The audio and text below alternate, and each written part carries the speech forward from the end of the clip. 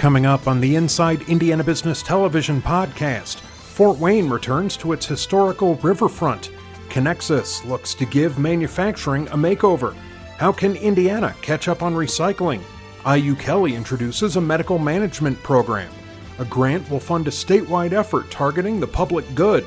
We meet a professional pickleballer, and we examine if Indiana is prepared to weather a potential recession. Welcome to the Inside Indiana Business Television podcast. I'm Andy Ober. Fort Wayne is making a big bet on quality of life with the $20 million Promenade Park Recreation, Arts, and Culture Development. It's one of many major projects going on in Indiana's second largest city. Mayor Tom Henry joined Inside Indiana Business host Gary Dick to talk about the city's momentum. First of all, a lot to get to, so let's get right to it. Promenade Park. Communities all over the country are beginning to embrace the water. This is a great example. $20 million, the first of three phases that will really transform the riverfront there. You're absolutely right, Gary. We realized some time ago with three rivers converging in our downtown, and for years trying to push that water back, we were not really recognizing that it had potential to be an asset rather than a liability. So several years ago, we tried to make that transformation, if you will, from waterways that we didn't want to something that we could embrace. Yeah. And so we put together a plan, and about 2 years ago we began building it, and now we have a beautiful park downtown that is attracting thousands of people. Very cool video we're looking at from the opening. The first phase, $20 million, public money. Next phase will be a mix of some public money, but private money, so you begin to see that entertainment and restaurant component. That's exactly right. We wanted to show off the public portion of it first, so it is all a park-type atmosphere. But phases 2 and 3 will be mixed use as far as a combination of public and private dollars. We'll have restaurants, we'll have taverns, we'll have hotels, we hope, and we'll continue that all the way down for probably about another half a mile. Yeah, well, that's just one piece. The Landing is another redevelopment project right in the heart of downtown, close to the riverfront as well. About a block away, and again, this was a street that was underutilized. It's one of the oldest streets in the city, but we never really captured the potential. So what we decided to do is take the street out. Now we're plazing the whole thing, so you can go from one restaurant across the plaza to the other side, and it'll be lit up at night, and then also really lit up during the concerts. We'll bring the Philharmonic in there and other types of events to, again, make it a gathering place. Yeah, and that's going to open very soon. Correct. As well. An example is a new boutique hotel. One of the co-founders of Vera Bradley, Barbara Backgard, and I think is a great example of the private sector involved, entrepreneurial, $40 million hotel, correct. Right? That's correct. We don't have a boutique hotel. We have a number of businesses that do bring in guests from all over the country, all over the world, and they wanted a hotel with just maybe a step up from normal. So Barbara recognized that, and she partnered with Providence Hotels out of the western part of the United States. This is their first hotel of its kind in the area, and it's going to be quite an adventure. Yeah. They're planning on opening in about a year and a half. So much going on. There's a Ruth's Chris, second largest Ruth's Chris in downtown Fort Wayne as well. Parkview Fuel continues to be a catalyst. What's driving all this? I mean, there's so much going on in downtown Fort Wayne. I think people just see potential. Some time ago, we did build Parkview Field, and I think that served as a catalyst for a lot of additional development. And the more that was developed, the more people wanted to develop. Yeah. We're going to be building another 500 apartments downtown because the need is there. 14 projects underway. A big one is getting a lot of attention, really a big one, $400+ million Electric Works project, the old GE campus. Where does that stand? I know it's getting closer, but it's a big project. Right now, I think what they're looking for and struggling with is to get a number of anchor stores. We have several dozen smaller stores that want to come in, but I think what we'd like to do is to bring in a major anchor, and then again, that would serve as a catalyst for others. All right, Fort Wayne, the state's second largest city, is indeed on the move. 14 projects underway. Mayor Tom Henry, as always, thanks for joining us. Look forward to coming up there and making a visit soon. Anytime. All right. Still to come, a company looks to ramp up recycling in Indiana, and a new program aims to upskill medical professionals. But first, Conexus, Indiana, the state's advanced manufacturing and logistics initiative, wants to change the perception of the manufacturing industry. New research data may help the organization do just that. CEO Mark Howell came in studio with more. Talk about manufacturing and the perception of manufacturing. Indiana, of course, is a manufacturing state, the most manufacturing-intensive state in the country, yet the perception of manufacturing in Indiana isn't necessarily positive. Yeah, and that's very unfortunate. That's kind of what our research has borne out, and there's kind of three areas that we focus on: the importance of manufacturing, the impact that Indiana's manufacturing has on the world, and then the great opportunities it presents. And unfortunately, the perceptions are more about what manufacturing was, as opposed to what manufacturing is and can be. So moving that focus more towards smart manufacturing and Industry 4.0. Yeah, and as you look at the perception issue really impacting talent attraction and getting young people in particular into the manufacturing sector, you commissioned a study, a perception study. What were your big takeaways there as you hear the feedback? Yeah, well, there are more than 100,000 unfilled manufacturing jobs in the state of Indiana today. And for us to be successful, we need these to be aspirational career pathways for young folks.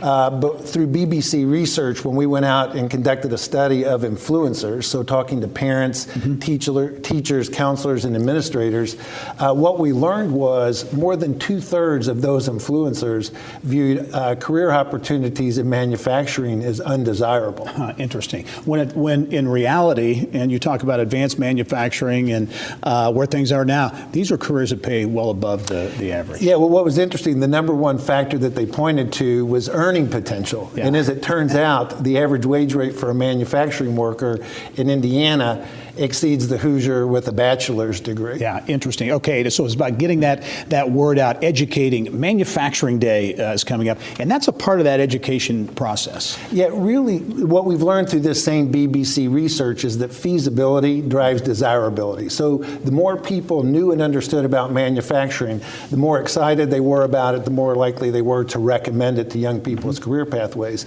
So 7 years ago, the Manufacturing Institute launched Manufacturing Day with the specific intention of raising the perception of manufacturing for K through 12 students. And this is good. So this is an opportunity for young people, but also parents, I assume, Absolutely. To learn what manufacturing is all about, which is far different than it was even 10 years ago. Yeah, I mean, manufacturing is the technology businesses of the future, and people don't completely understand that. But when these companies open up their doors and they give a hands-on opportunities and ability for tours, it's amazing that the impact that it has on people's understanding and perception. All right, Manufacturing Day coming up. Conexus, Indiana, really focused on improving and enhancing manufacturing and logistics. And Mark Howell, as always, great to see you. We'll talk to you soon. Yeah, thank you. All right. Later in the podcast, can business training improve medical patient care? And new funding helps a statewide program for the public good. But now, Indiana is behind on recycling, and Indianapolis-based Shot Design is looking to help. The company aims to deconstruct spaces, recycle some materials, and reuse others. President Jenny Androni and Managing Director Pamela Francis explain. Pam, I'm going to start with you. This whole idea, everybody talks about sustainability and really focusing on that. But at Shot Design, you made the commitment a year ago to really be intentional about this and this whole reduce through redesign effort. Mm-hmm. Yeah, so obviously redesign is the first choice that we have and the most important choice we have in sustainability. It just takes the longest, right? So there are other things that we're doing for a quicker turnaround, but we have been working with manufacturers in our industry to try to redesign ways to make products, like, for example, carpeting. We've been working with manufacturers like Shaw to figure out how do we make the carpet even better so that when we take the carpet out of the space 10 years from now, we know that it has a good end-of-life solution. Yeah, so much of this stuff coming out of projects goes directly into the landfill, right? And so the whole idea behind what you're doing is to divert more of that stuff to other uses or keep them out of landfills. Jenny, as you talk about and you look at reduce through redesign, it's about about product choice, redesigning for the future, basically, right? Yes, definitely. We've been working with our manufacturers closely, so we've got the research and development teams and sustainability leaders of all of our products. We're taking our library shelves and revamping them, taking things off the shelf that do not have at least minimum green standards, and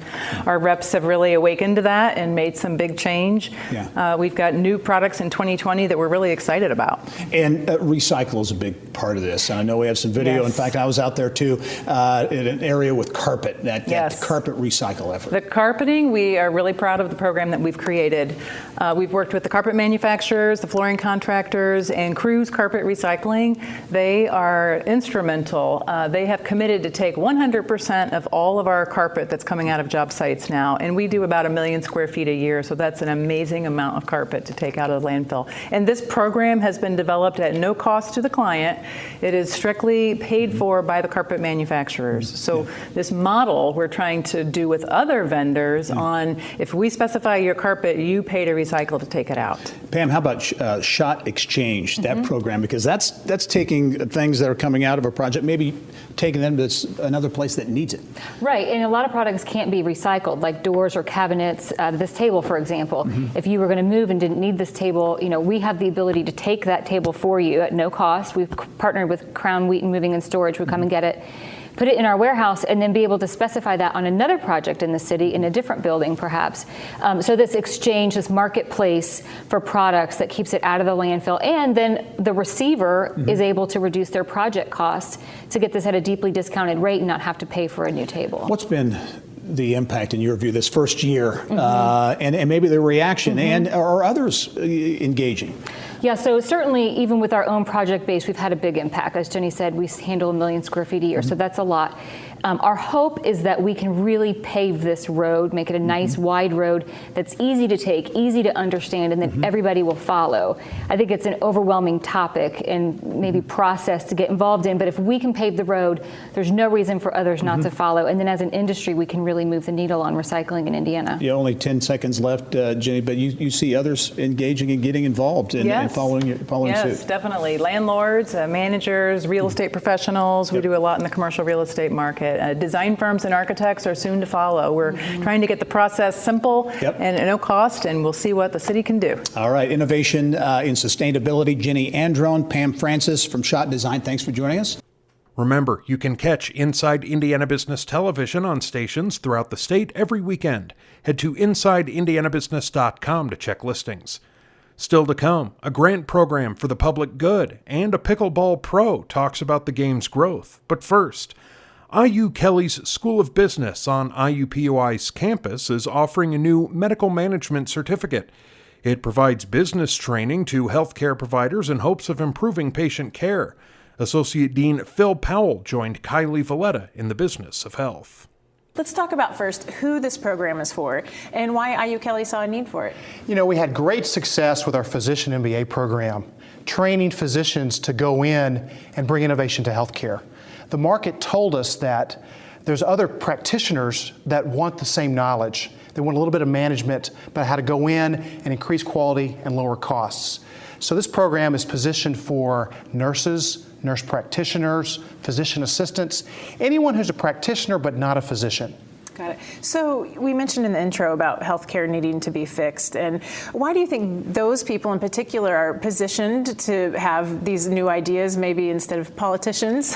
Sure. If you think about it, a patient spends most of her or his time with non-physician practitioners, nurses, the physical therapist, the technologists.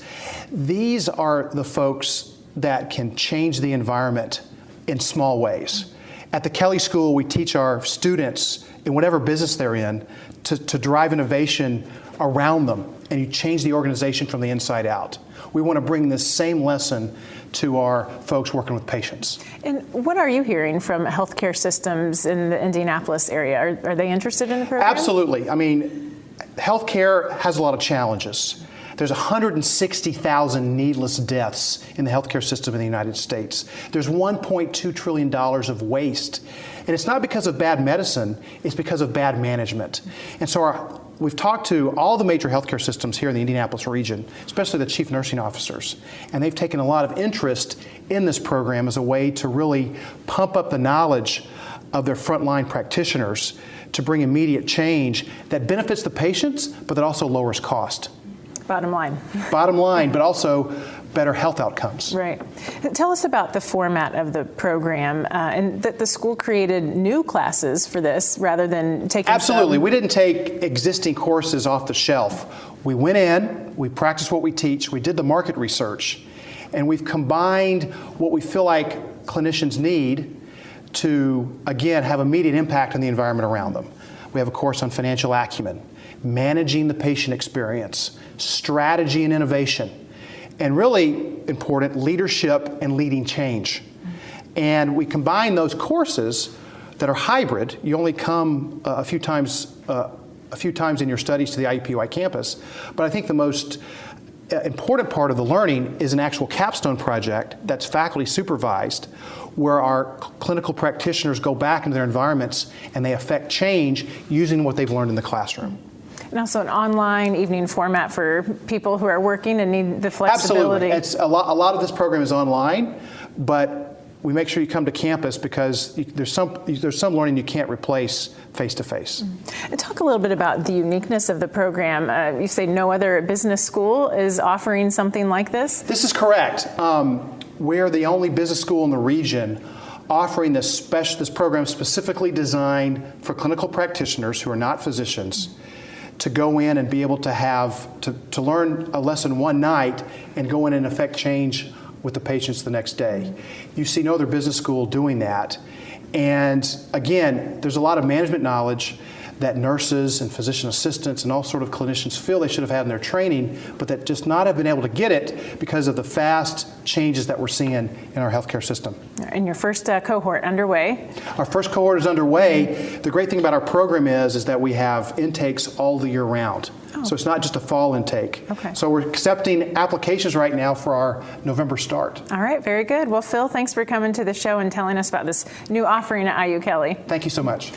Later in the podcast, a tennis pro turns to pickleball, and is Indiana at all recession-proof? But now, Indiana Campus Compact, a partnership of 44 higher education institutions throughout the state, has landed a $900,000 grant from Lilly Endowment. The funding will support programs to prepare college students to advance public good in their communities. Indiana Campus Compact Executive Director J.R. Jameson and grant recipient Allie Nickerson joined us in our Eye on Education segment. JR, will start with you and give us really the thumbnail description of the Campus Compact, because it's been around for a number of years. Yeah, that's right. So tell us about the model. Yeah, and the name isn't intuitive. So the compact is an agreement, and it's an agreement among Indiana institutions of higher education to be dedicated to their communities. It started out as an easy way for institutions to show their communities that they care about this type of work, but it's now grown into actually taking action in communities and working with communities through place-based work. And so looking at themselves as anchor institutions around economic development, ranging all the way to student volunteerism. And we support our campuses, meet them where they are, and provide opportunities for their students to engage with communities in those types of ways. Yeah, and you do work across the board, public institutions, private, two-year colleges. That's right, yeah. We have 44 institutions as a part of our compact, and that is actually about 70 campuses, because we have all of the IUs, all of the Purdue's, all of Ivy Tech. And so, yeah, we're working all the way from the Chicagoland down to Louisville. All right, Allie, you are a junior at UIndy, yes. Right? And a political science and communication major. Talk about your connection to the compact and how it has really made a difference in a major initiative you've been involved in. So in 2018, my mentor and I, Dr. Laura Merrifield Wilson, applied for a grant through Indiana Campus Compact and the Campus Election Engagement Project. We started an annual project called UIndy Votes. At its core, it was a voter registration drive, but thanks to support from the Indiana Campus Compact, we were able to expand it into a registration, education, and mobilization project that we may not have been able to complete without their support. Yeah, that's key. I think you probably wouldn't have been able to do it without that support. What, in your view, as you look to 2 years from now, you'll be out into the quote-unquote real world, how will this experience enhance or really impact your professional career? As political science majors, me and my peers are incredibly politically engaged and interested. And so through this voter registration project, we were really able to practice meeting the community where they are and making the democratic process accessible for people in and around the UIndy community. And I think those skills are incredibly transferable. I think that we have the opportunity to use those skills to make the democratic process more widely available and also relatable to people to explain why it's so important. Yeah. And JR, some big news for the compact recently with a Lilly endowment grant, $1 million over a 3-year period that will enable the compact to really engage in some different areas, right? Yeah, we're really excited about that. Our partnership with Lilly expands back to the late 90s. And what will be different about this particular grant is that we're continuing our community engagement efforts, much like Ali described. But what will change is that we're helping our students think about this work through a critical engagement lens. So for instance, you may be volunteering with a homeless shelter, but really, let's dig deep down into that and look at what are the societal issues under that? What are the underlying issues? And how do we help students think critically about that rather than just serving their community? And that's going to help us as a society in the end, right? Because what that's going to do is help students understand their role in a society. And when they're working for an organization, that's going to help them think about not just their organization and doing good in that community, but how can the organization really unpack broader things that are happening. All right, Campus Compact making a difference around the state of Indiana with a number of institutions. J.R. Jameson, the executive director of the Compact, also Ali Nickerson, UIndy student. Thank you both. Good luck to you, the rest of your schooling, and into your professional career as well. Thank you for having us. Still to come, can Indiana weather a potential recession? But first, Rick Witskin began his post-tennis career working with his brother Todd at the Indianapolis Tennis Center. About 5 years ago, he was introduced to pickleball and loved it. He joins Bill Benner on Inside Indiana Sports to talk about pickleball's growth in Indiana. For those who don't know, just describe generally what pickleball is and how it's played. Pickleball is a sport that obviously is very similar to tennis, but also similar to ping pong, racquetball. I've met so many players from different walks of life really that have jumped into the scene in the last few years. It does help if you have a little bit of a pickleball or racquetball or tennis background, but quite frankly, I think the main reason for its popularity is its ease of access. A lot of nice people willing to show those beginners that want to play at local parks and clubs to how to play, and it's not that hard to learn. It's started off kind of in the South and as a retirement age sport, and now it's grown among all age populations. Here's a racket, by the way. But the growth is phenomenal.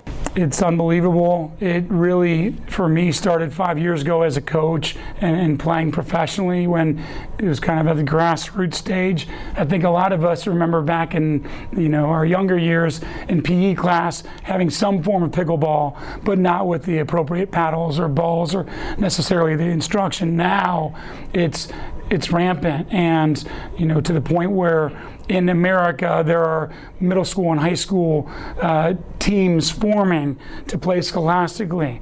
There's pro tournaments. We're running a pro series next year in Indianapolis. There's going to be a series of tournaments: Chicago, Owensboro, Indianapolis, Milwaukee. We've got an incredible group of cities. So like Indianapolis used to have the RCA championships, the pro scene will be launching with a series ending in the Masters. I'm headed to Dallas on Thursday to play in a $50,000 prize money event. And you teach camps too, nationally, right? On Monday I'll be in Montreat, North Carolina. I've never been there. No, it's near the mountains. I'll be teaching about 100 folks at camp with a few other coaches, and destination camps are real popular in pickleball, but the number of teaching professionals is growing. And I had a beginning class in Noblesville at Finch Creek and then Cynthia Park this week. 25 people beginning, hungry. How did you learn about it? Oh, we heard word of mouth. Everybody's talking about it. Now everybody wants to experience it. We got about a minute left. Talk about, you mentioned the pro tournament that will come to Indianapolis next year, and part of this, I would assume that you see, because you're one of the leaders of this circuit, I assume you see growth at the professional level as we move forward. The beauty of it is, even though it's a prize money event mostly for pros, with the prize money, it's an amateur tournament too. And all of the students I work with that are beginner, advanced beginner, intermediate, we want them to play in these tournaments. And many of these amateur players do travel around the country to play in these tournaments, like the US Open. So unlike tennis, that's focused more on just pro players, prize money events, these are amateur tournaments as well as pro prize money. So we're excited to bring in, we'll have a minimum 400 participants playing in the Indianapolis Open next summer. Well, Rick, we certainly appreciate you coming on the show. Again, pickleball is a sport. By the way, his brother Todd Wiscombe was a world-ranked tennis player back in the 80s and 90s, and just a wonderful gentleman. Great Indianapolis family. Thanks for being on the program. Appreciate it. Pickleball. And finally this week, how strong is Indiana's economy in the face of a potential recession?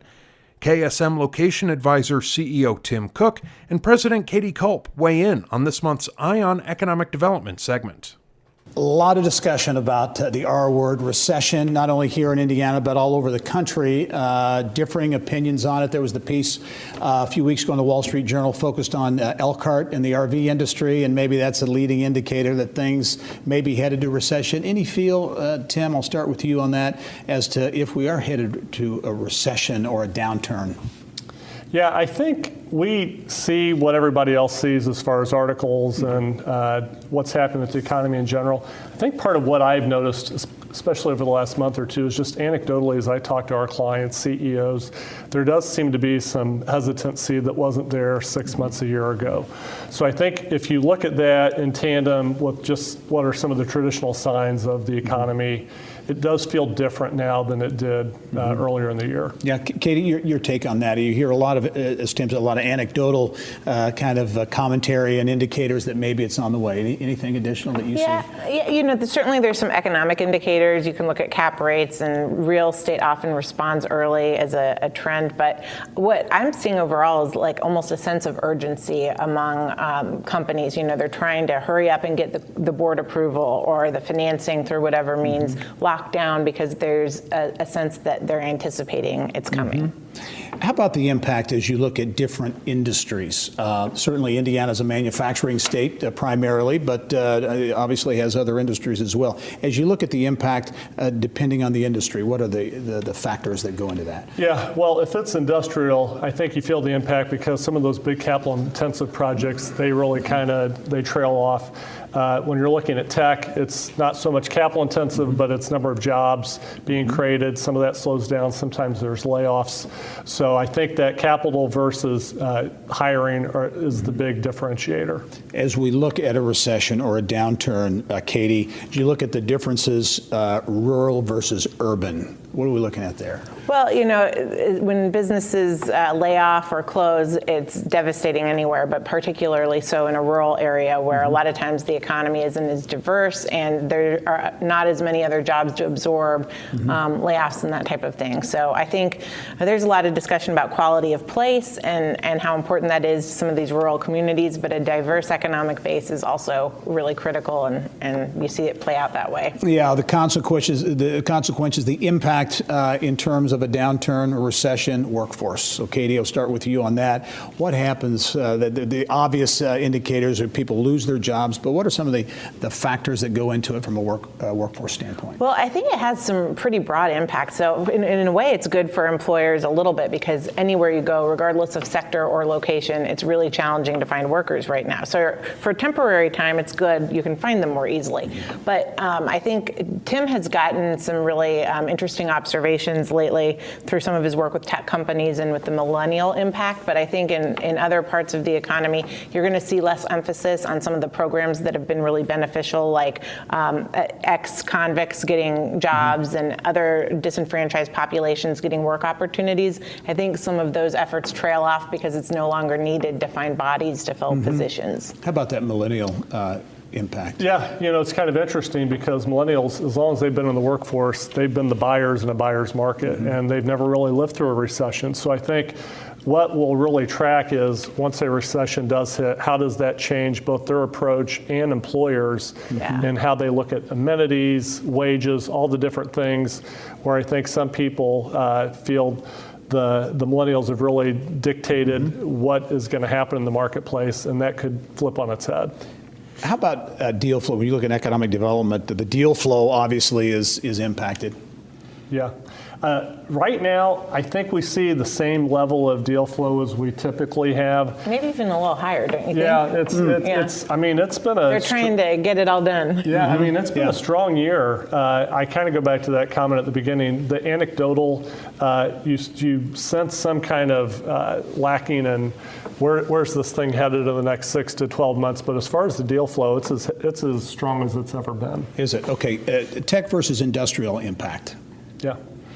I think the industrial piece, those are harder to redevelop, right? So as those close, I think those are going to pose challenges to cities because they have the heavy equipment there, and what do you do with it? The tech, I think, that'll be really interesting from an HR perspective, like what Tim talks about. I'm exaggerating a bit, but a millennial may be less concerned about which employer allows them to take their dog to work and more about like if there's a position available. Yeah, interesting. Now, how about when it comes to government? And certainly incentives are part of the economic development game. Does government, economic development agencies, do they change their strategy or their willingness to give incentives in an economic downturn?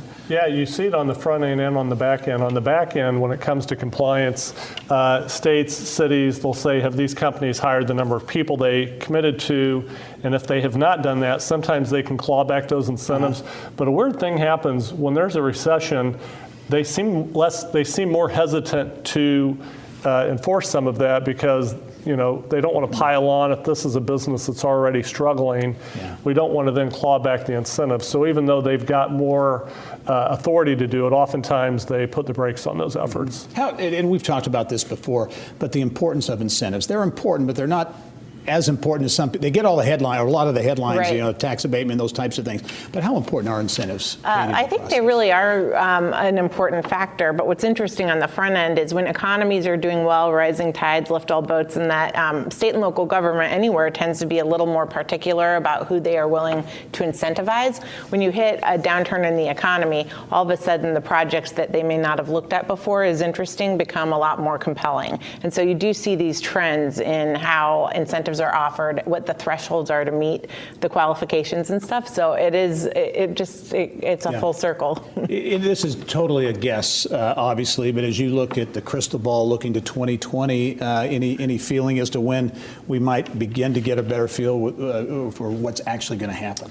Yeah, I think some of the timing in a bad way could be serendipitous when you're having these signs. We're going to go into a presidential election year. Yeah, right. Last quarter or last 6 months is always a slowdown anyway. So hopefully that doesn't happen, but I think that's at risk. Interesting perspective as always. Tim Cook, Katie Culp from KSM Location Advisors. Thanks very much. We'll talk to you soon. Gary. Thanks, Gary. All right. That wraps up this week's Inside Indiana Business Television podcast. Remember, you can find all of this week's TV segments, as well as the top business news from throughout the state, at InsideIndianaBusiness.com. While you're there, you can also subscribe to our platform of free e-newsletters. This is Andy Ober for Inside Indiana Business.